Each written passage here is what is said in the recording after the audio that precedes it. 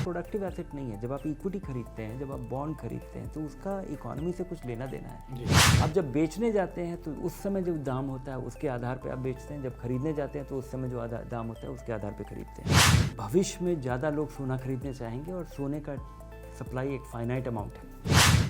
नमस्कार और निवेश का बड़ा सवाल के इस ब्रांड न्यू एपिसोड में आप लोगों का बहुत बहुत स्वागत है। तो आज के एपिसोड में धीरेन्द्र कुमार से समझेंगे कि गोल्ड में निवेश को लेके निवेशकों को किन बातों का ध्यान रखना चाहिए, और उसमें एक ज़रूरी बात यह है कि क्या ये वक्त सही वक्त है सोने में निवेश करने के लिए, और अगर हाँ तो फिर किस फॉर्म में गोल्ड आपको खरीदना चाहिए, ज्वेलरी या फिर ETF गोल्ड बॉन्ड्स या कुछ और देखिए, अगर आप इन्फ्लेशन को लेकर डर में हैं तो इस एपिसोड को आखिर तक देखिएगा, क्योंकि आपको आखिर में ये पता चलेगा कि आपके लिए, आपके पोर्टफोलियो के लिए कौन सा फॉर्म गोल्ड का सही होगा। स्वागत है धीरेन्द्र आपका। धन्यवाद। सबसे पहले तो ये कि इन्फ्लेशन की मार से इन्वेस्टर्स को बचाने में गोल्ड की भूमिका हमेशा से बहुत अहम रही है। अब आज के मौजूदा दौर में, स्पेशली आज का जो दौर है, इस वक्त में इन्वेस्टर्स को गोल्ड के बारे में क्यों सोचना ज़रूरी है? नहीं, सोचना ज़रूरी नहीं है। सोने का दाम 1 लाख पार कर गया है और सोना एक वैल्यू का स्टोर है जी, और इसका सबसे पुराना हिस्ट्री है।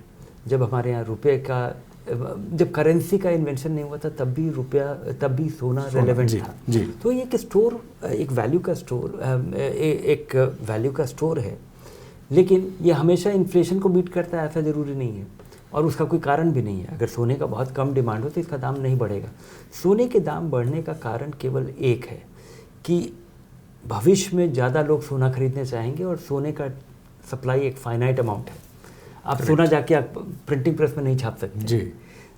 हीरे की तरह आप आर्टिफिशियली अपने लैब में नहीं बना सकते हैं। सोना निकलता है और बड़ी मुश्किल से निकलता है और उसका एक डेफिनेट सप्लाई है।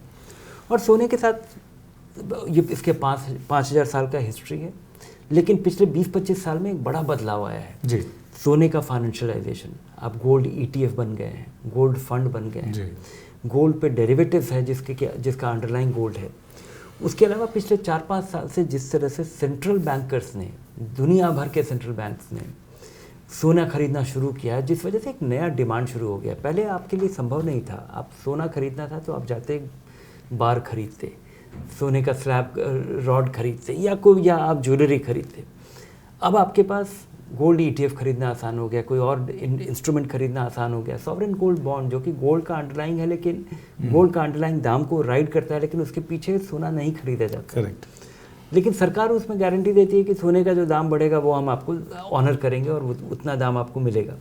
तो ऐसी स्थिति में गोल्ड का एक नया डिमांड क्रिएट हुआ है और जिस तरह से दुनिया भर में अनिश्चितता बढ़ी है, जब इक्विटी बाजार में और बॉन्ड मार्केट में जब भगदड़ मचता है तो सोने का डिमांड बढ़ जाता है। लोगों को लगता है कि ये तो है जो कि गिरेगा नहीं या डूबेगा नहीं, लेकिन ऐसा सच नहीं है।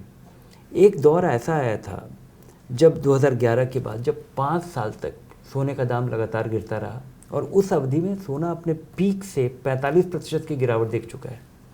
तो सोना केवल जो बढ़ता है, ये धारणा सही नहीं है, और ख़ासकर आज के दिन ये ज़्यादा इसकी संभावना है, क्योंकि अगर कल बाज़ार में या दुनिया में थोड़ी स्थिरता आती है तो फिर से इक्विटी बाज़ार और बॉन्ड बाज़ार चल पड़ेगा।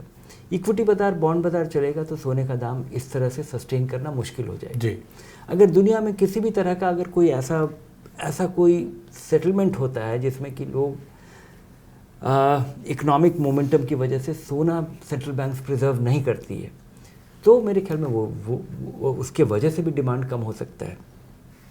तो मुझे लगता है कि सोने में इस तरह का अटूट विश्वास नहीं होना चाहिए।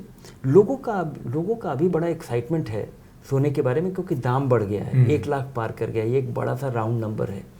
और निवेशकों का रुख यही रहता है कि जो हाल फिलहाल बढ़ा है उसका लोग पीछा करते हैं ताकि ये दौर जारी रहेगा इस उम्मीद में। और ये बड़ा ख़तरनाक है, क्योंकि जब जो चीज़, एक रिवर्शन टू मीन होता है कि कोई चीज़ लगातार अगर बढ़ रहा है तो वो बढ़ेगा नहीं, वो दोबारा से अपने लॉन्ग टर्म एवरेजेस पे आ जाएगा। और वैसी स्थिति बनती है तो सोने का जो पिछले 1-1.5 साल में जो रिटर्न रहा है वो इतना ज़्यादा रहा है कि उसको सस्टेन करना बड़ा मुश्किल है।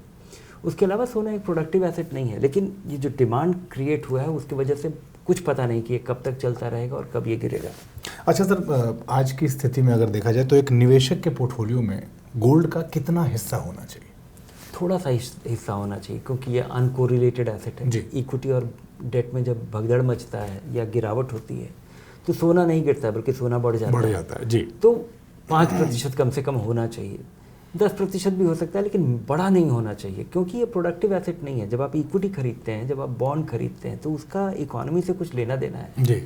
चीज़ों का दाम बढ़ता है, कंपनियों का मुनाफा बढ़ता है, इस वजह से आपके एसेट का दाम बढ़ता है। अगर आप मकान खरीदते हैं तो और उसमें रहते हैं तो किराया बचता है जी। तो सोने में ऐसा नहीं है। सोना आप लाते हैं और आप उम्मीद करते हैं कि इसका दाम बढ़ेगा, और बढ़ा भी है, लेकिन ये हमेशा ऐसे ही बढ़ता रहेगा और लगातार बढ़ता रहेगा, ऐसा सच नहीं है। आज के परिदृश्य के हिसाब से अगर कहा जाए तो what are our main ways to own gold? 4-5 तरीके से आप, मतलब एक तो कि आप गोल्ड ETF खरीद लीजिए, जो कि आप जैसे शेयर खरीदते हैं उस तरह से रोज़ बाज़ार खुलता है और वहाँ पे गोल्ड ETF लिस्टेड है और आप खरीद सकते हैं। और वो 10 ग्राम के यूनिट में उपलब्ध है, 1 ग्राम के यूनिट में उपलब्ध है, 1 ग्राम के 1/10 के यूनिट में भी उपलब्ध है। आप अपनी सुविधा हिसाब, अपने बजट के हिसाब से आप खरीदते जाइए।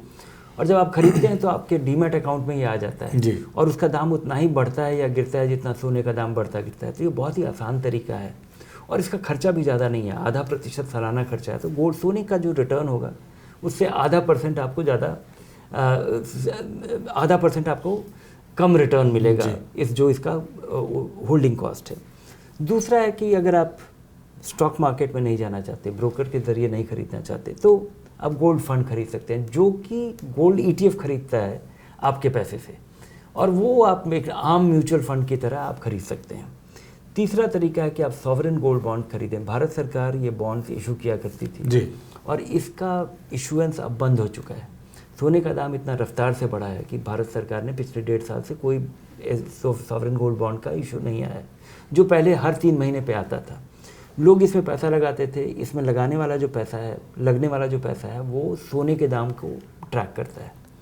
तो और ये इसका जो मैच्योरिटी पीरियड है, इसका जो टर्म है वो 8 साल का है। तो जिसने भी खरीदा वो 8 साल तक होल्ड करना है।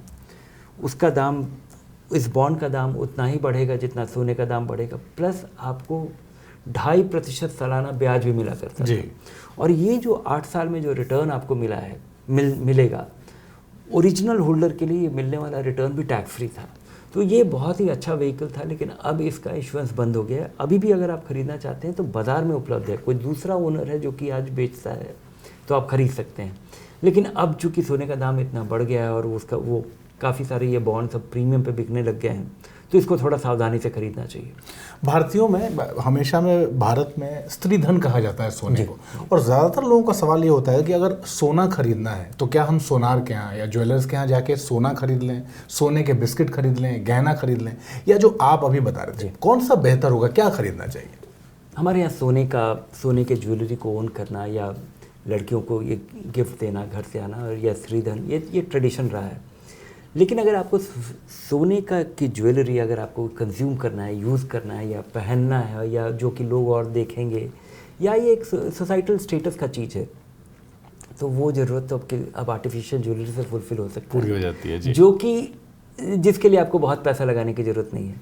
आपके पास सोना अगर लगता है कि होना चाहिए तो सोना को फाइनेंशियल फॉर्म में रखिए, और यहाँ पे हर 6 महीने पे अपने नए स्टाइल का, नए डिज़ाइन का अपना ज्वेलरी बदलिए, तो वो नीड भी फुलफिल हो जाएगा। और सोना भी आपके पास है, और ये एक मीनिंगफुल डाइवर्सिफिकेशन होगा। उसको होल्ड करना बड़ा आसान है, और उसमें बड़ा ट्रांसपेरेंसी है। जब भी जितना दाम बढ़ेगा रोज़ उसका दाम आता है, और उतना ही आप कभी भी बिना किसी नोटिस के आप रियलाइज़ कर पाते हैं।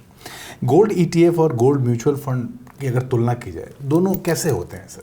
दोनों एक से ही हैं। गोल्ड ETF आप किसी फंड मैनेजर को, आप बाज़ार में जाके गोल्ड ETF खरीदते हैं। गोल्ड ETF बनाने के लिए अंडरलाइंग गोल्ड होना चाहिए। उतने ही यूनिट्स इशू किए जाते हैं जितना सोना खरीद करके किसी लॉकर में रखा रहता है, और उन होल्डिंग्स के अगेंस्ट में यहाँ पे गोल्ड ETF के यूनिट्स क्रिएट होते हैं। अब आपको ख़रीदना है तो पहले से किसी के पास गोल्ड ETF है, जो कि आप किसी मार्केट मेकर के पास जब आप खरीदते हैं तो उसके नाम से आपके डीमैट अकाउंट में आ जाता है, और आप उतना पैसा देते हैं। अब जब बेचने जाते हैं तो उस समय जो दाम होता है उसके आधार पे आप बेचते हैं। जब खरीदने जाते हैं तो उस समय जो दाम होता है उसके आधार पे खरीदते हैं। अगर आपके पास डीमैट अकाउंट नहीं है, ब्रोकर के पास नहीं जाना है, ब्रोकरेज अकाउंट से नहीं खरीदना है, तो आपके पास दूसरा ज़रिया है कि आप एक गोल्ड फंड खरीदते हैं, जैसे म्यूचुअल फंड होता है जी। और वो म्यूचुअल फंड गोल्ड ETF खरीदता है। ओके। तो दोनों और गोल्ड फंड जब आप खरीदते हैं जी। तो वो एक ओपन एंड फंड है जो गोल्ड ETF खरीदता है और उसमें ऊपर से 10-20 बेसिस पॉइंट का एडिशनल खर्चा होता है। जी। तो ये आप निर्धारित कीजिए कि आपको वहाँ पे आपको ब्रोकरेज लगता है और यहाँ पे आपको 10-20 बेसिस पॉइंट का एक एक्स्ट्रा एक्सपेंस रेशियो है। सबसे आखिर में सर, सोने में निवेश के जो टैक्स इम्प्लीकेशंस हैं वो क्या है? अगर आप फिजिकल गोल्ड खरीदते हैं और 2 साल के बाद बेचते हैं तो उसको कैपिटल गेंस की तरह ट्रीट किया जाता है 12.5%। उसके पहले बेचते हैं तो या जो गेंस है उसको आपकी आमदनी में जोड़ दिया जाता है। अगर आप गोल्ड ETF खरीदते हैं, गोल्ड ETF में पैसा लगाते हैं, तो उसके लिए जो लॉन्ग टर्म और शॉर्ट टर्म का जो अवधि है वो 1 साल है, 2 साल की बजाय। बहुत धन्यवाद धीरेन्द्र इस पूरी जानकारी के लिए। देखिए, तो आज के एपिसोड में जो मेरा टेक अवे जो मैं समझ पाया है वो ये कि सोने में निवेश को लेके अभी रश है, हर जगह भाग दौड़ है और हर जगह लोगों को लग रहा है कि हर आदमी उसके पीछे भाग रहा है, हर आदमी उसको खरीदने के पीछे भाग रहा है, उसमें इन्वेस्टमेंट के पीछे भाग रहा है, तो आपको भी भागना चाहिए। लेकिन आज का एपिसोड शायद ये इंसाइट आपको दे चुका होगा कि सोने में निवेश से पहले इस पूरे एपिसोड के एक सवाल का उत्तर ज़रूर देख लीजिएगा और उसके बाद तय कीजिएगा निवेश कब और कैसे करना है। और फिलहाल इस एपिसोड में इतना ही। अपने निवेश और अपने निवेश की प्लानिंग से जुड़ा कोई सवाल हो, कमेंट बॉक्स में अपना सवाल भेजिए और अपने प्रश्नों के उत्तर के लिए धनक को आज और अभी सब्सक्राइब कर लीजिए। नमस्कार।